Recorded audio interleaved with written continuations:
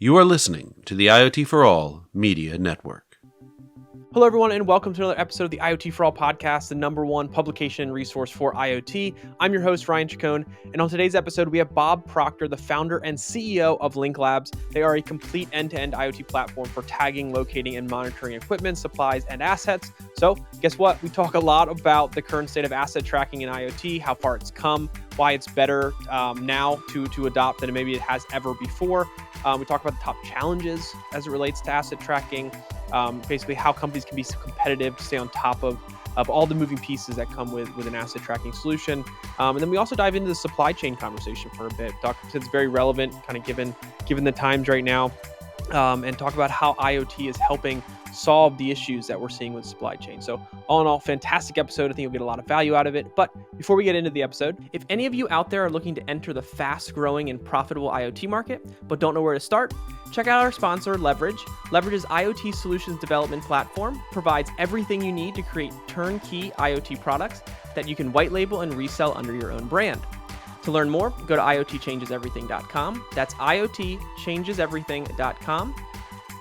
And without further ado, please enjoy this episode of the IoT For All Podcast. Welcome, Bob, to the IoT For All Podcast. Thanks for being here. My pleasure. Thanks for hosting. Absolutely. So let's kick this off by having you give a quick introduction about yourself. Yeah, Bob Proctor, CEO of Link Labs. Been with the company since its inception. First as a board member, CEO a couple years in.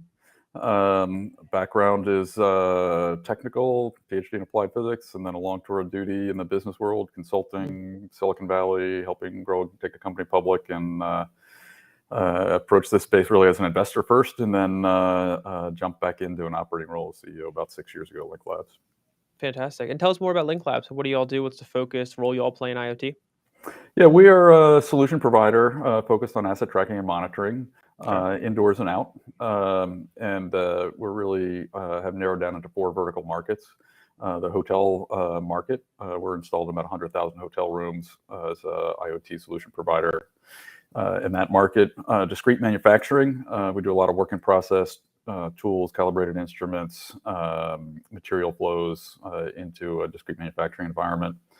Logistics space, where we're more concentrated in things that flow in loops, returnable plastic containers as an example.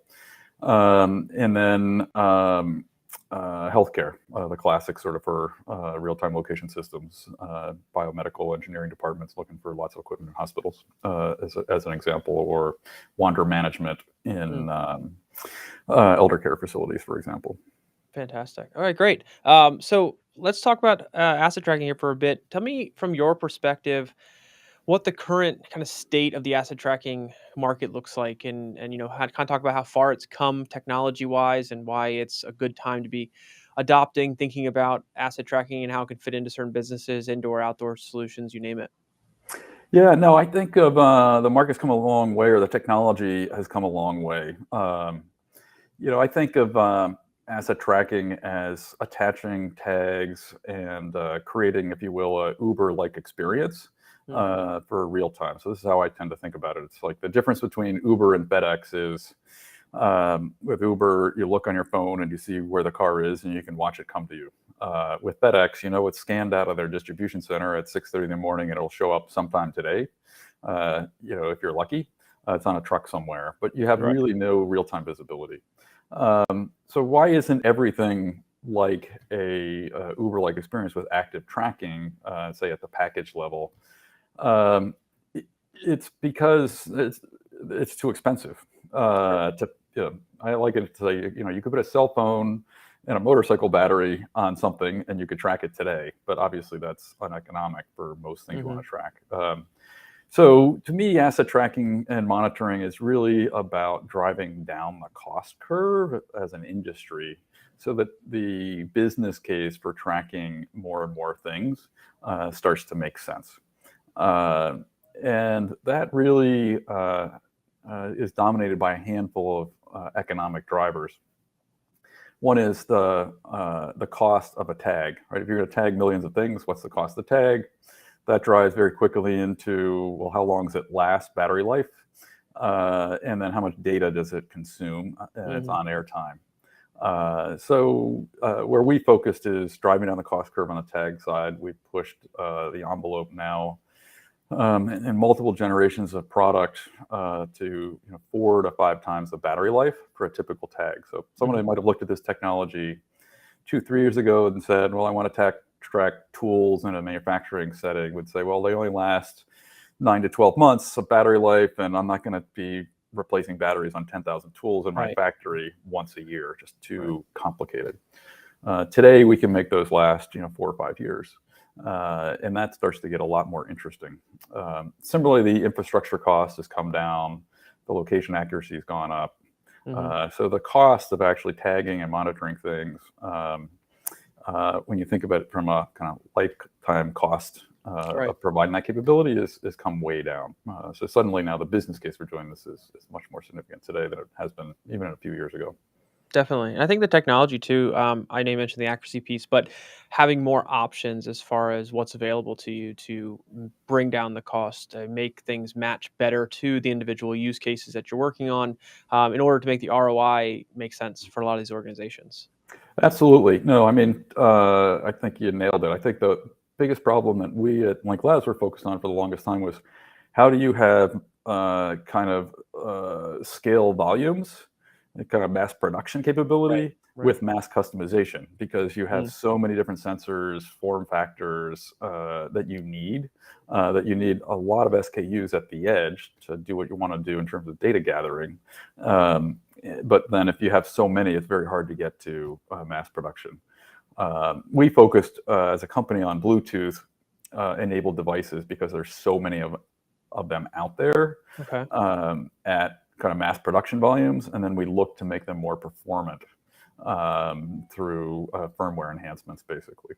And that's how we sort of look to crack the code on that part of the equation. And when it comes to like indoor versus outdoor, I know that's usually a big conversation. Not every use case needs both.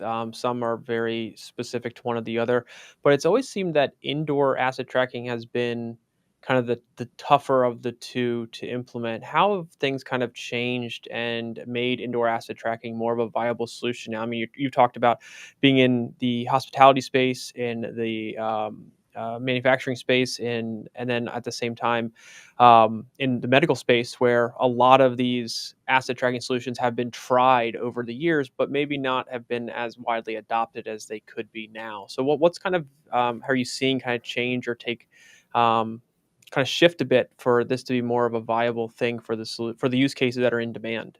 Yeah, I mean, I think there's really 3 or 4 generations of technology for indoor location capability. And so, again, if you've only looked at it several years ago, there's a whole nother generation which fundamentally works differently than the earlier generations. Gen 1 to me, I would describe as the beaconing approach. I put a tag on something and it beacons, I'm Bob, I'm Bob, I'm Bob. And the problem with that is you get an enormous amount of data traffic, different tags stomping all over each other. The data volume through the backhaul is huge. The location accuracy is pretty poor. Gen 2 for us was we actually reversed the roles of Bluetooth, and so we had a little light piece of infrastructure say, this is zone A, zone B, zone C in a facility, and the tag would listen for that and do the edge processing on the tag, and it would say, oh, zone B is a new place for me. I need to report that to the cloud. So the data volume goes down by a factor of 1,000, and you get much better accuracy and longer battery life with that. But it still requires a fair amount of deployment of something that's saying now zone A, zone A, zone B, et cetera. And then a variant on that I would call angle of arrival, where you're starting to triangulate rather than putting beacons around. Sure. For us, the latest generation has been phase ranging, which is really how GPS works. Okay. And we're basically creating a synthetic, if you will, ultra wideband like capability within Bluetooth. We use all the Bluetooth channels and we stitch them together in order to actually range to some fixed infrastructure. So the amount of infrastructure we need today has dropped by about a factor of, 30 or 40 in terms of just the number of pieces of equipment for a given unit area. Right. Very, very simple. And then similarly, the location accuracy with the ranging approach is much higher, 1 to 2 meters. And then we've got designs on pushing that to well under a meter Yeah. with an off-the-shelf $5 Bluetooth tag. So it's fundamentally different technology, basically, in Definitely. terms of how Yeah. it works under the hood. Yeah, and it's definitely seeming like a lot of this use cases that were in demand for so many years required that kind of level of accuracy and just was never able to be matched to make it make sense for these larger scale solutions at these for these different industries and different companies. So it's been fantastic to kind of see that start to change and people start to really solve that indoor side and also the indoor, the outdoor when you have to go kind of between both, but potentially Absolutely. and it works seamlessly, right? Um, Yeah, and I would note, the accuracy piece. People need more accuracy than they think. I mean, there's kind of mhm, two dimensions to it, but if I describe zone A and zone B, well, there's a boundary there. And what you don't want if you have a poor accuracy solution is that you're reporting it in zone A 1 minute, and then because of noise in the system or the inherent limit on the accuracy of the system, it then says it's in zone B, and then it flips it back to zone, and you sort of get this bouncing between a boundary. okay. And we see this with warehousing, where they may just Right. be having a lay down area with tape on the floor. Well, you want to know which side of the line of the tape it's on. Yeah. Right. So you think of that as, well, gosh, I need to get down to meter level, so there's a Mhm. meter kind of boundary on Right. there. But if you have 5 meters of accuracy, you'll never get to Sure. that. So let me ask you. We kind of step back and look at not just necessarily indoor versus or outdoor, but just generally when it comes to asset tracking. Where do we see some of the biggest challenges currently? We talked about kind of what the challenges were before and what's changed to enable it to be more of a widely adopted kind of path for people on the IoT front. But generally speaking, today, where do you see the top challenges in the asset tracking space, and why is it so important for companies to kind of stay on top of all these different pieces in order to be competitive? Yeah, I mean, I think one challenge is that asset tracking requires a lot of different technologies to be pulled together for a solution. You've got you've got the hardware at the edge and the supply chain associated with that, and all the stuff that's happening in the supply chain world. You've got wireless communication on a very local level around that tag. You may have an infrastructure layer indoors. It might be an LP-WAN capability that might be backhauled through cellular, and you've got database structures, device management capabilities on the back end. Then you've got to flow that through to reports and analytics, infrastructure monitoring, Right. and on ideally to workflow, right? So you add all this up and you go, wow, that's a lot of different technology domains to put together. And getting all that to work together is, for us, being a vendor in this space, it's taken years to really get, I think, to an appropriate level of competence. So I Hmm. think, the first thing I would say is, what's one of the things we see that's really hard is if you're trying to do it on your own and stitch all this stuff together as a company, trying to learn all these different domains that are all moving together. Right. I think we see a lot of companies sort of go down that road and then look for a journey partner. So that's probably one of the most significant challenges. And then I think, today I frame it as COVID is not gone, it's just different. Mm. The supply chain disruptions and the implications of that, just dealing with, getting access to install things depending on the rules in a certain facility, dealing with, people out either on the customer side, or sometimes we've had it on our field support and delivery side. Right. So there's just a lot to manage through. There's a lot of friction in the system today that remains. Yeah, and let me ask: when you talk with companies about these solutions, how informed are they when they kind of come into discussion with you? I just know, on the IoT for All side, one of the biggest things we've seen as a challenge earlier when we got started with this to where we are now, education has come a long way. People understanding what IoT is, more about the technologies, more about the use cases, the potential for what IoT can kind of solve for them. How do you kind of see that when you speak with organizations about building solutions for them? Do they come in relatively informed, or are you doing a lot of education up front, or how do you kind of see that? I think it varies by vertical market. Okay. So, in the hospital market, for example, where real-time location systems have been sold for a long time, Mm, they are fairly well educated. Now they may not be on top of the latest technology, but there's certainly been a lot of vendors selling into that market for a long time. I think you get into other markets, equipment leasing and those types of things, and they're very familiar and kind of grounded in sort of what I might call like legacy 3G GPS trackers, but not really aware of what the newest generation of wireless technology and that the carrier infrastructure can allow you to do today. Right. I call it at the 80% level, but it's just such a fast evolving technology landscape that I think there's that last mile that's always required. For sure. And something you mentioned a second ago that I wanted to bring up before we wrap up is around supply chain. So that's a very kind of hot topic right now. A lot of people are feeling the kind of pain of a lot of the supply chain issues, whether it's at a consumer level, at a company level, you name it. How are you seeing IoT helping solve that problem? Or what solutions or use cases are companies adopting to try to solve that problem now?